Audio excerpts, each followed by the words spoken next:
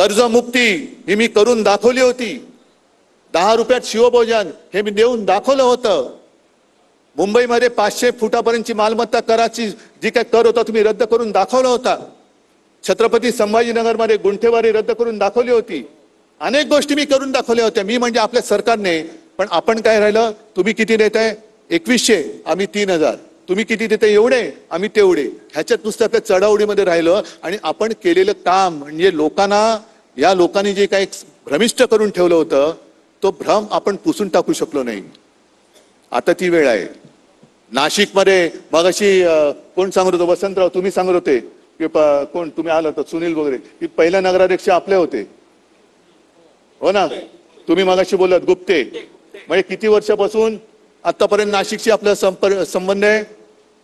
पण एवढ्या वर्षात आपण नाशिकसाठी जे जे काही केलंय ते केवळ नाशिक शहर नाही तर संपूर्ण नाशिक जिल्ह्यात हे आपण सांगितलं नाही तर मग काम करतोय कशासाठी? त्याच्यामुळे हेही महत्वाचं आहे की प्रत्येक ठिकाणी जिथे जाऊ तिथे शिवसेनेने काय काय केलेलं आहे. कारण मुळामध्ये आपली जी काय ओळख आहे, मी मागे जाहीर सभेत बोललो होतो की शिवसेनेने एक विश्वविक्रम केलेला आहे. भारतीय जनता पक्षाने सांगावं त्यांनी काय केलंय विश्वविक्रम. हे बोगस सदस्य नोंदणी सोडा. पण ज्या वेळेला संयुक्त महाराष्ट्राला 50 वर्ष झाली त्या वर्षामध्ये शिवसेनेने रक्तदानाचा जागतिक विश्वविक्रम केलेला आहे.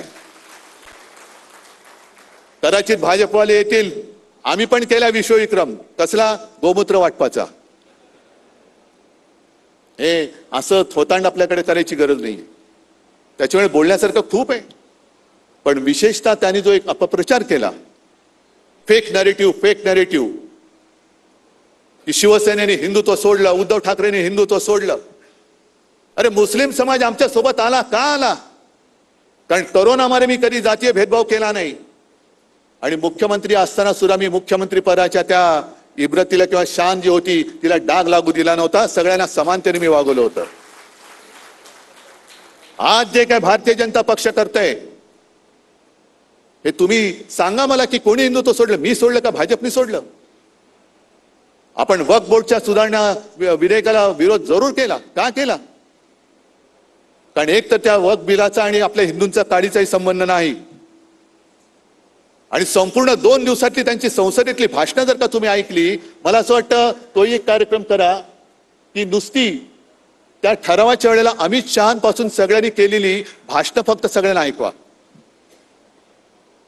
अगदी अमित